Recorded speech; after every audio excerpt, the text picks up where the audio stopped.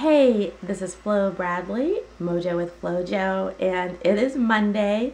We talk about motivation on Mondays, and today I want to talk about how to become self-motivated.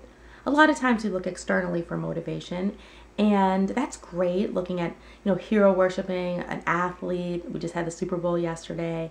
Very inspiring stories.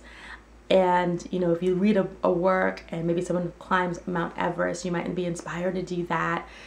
But I think it's very important to actually look internally for what you want and your own whys to move you forward on your own goals. And so the tips I'm going to give to you today are two.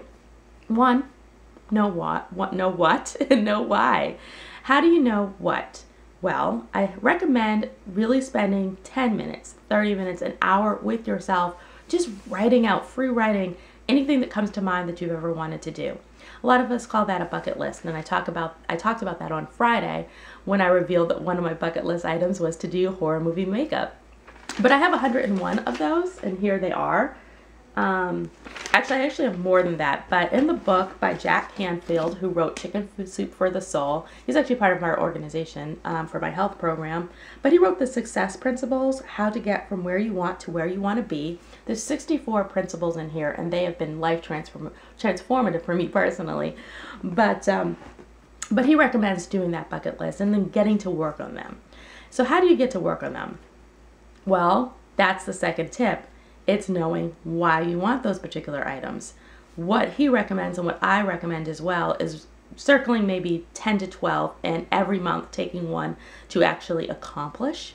But if you can write them, you can have all the great intentions, but if you don't know why you want to do them, they probably aren't going to get done.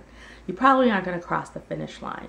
So spend time with each of them writing out what it would mean, what it would feel like, what it would just change in your life if you actually accomplish that. Now, for my horror movie makeup, that's really a whimsical why, but for something like getting out of debt, that's really important.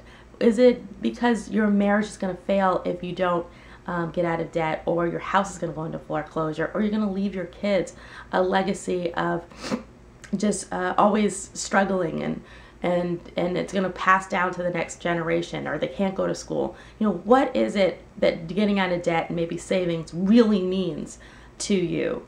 And being super clear, because once you know that why, you're going to want to go after it. You're going to want to get to work, because it does take work.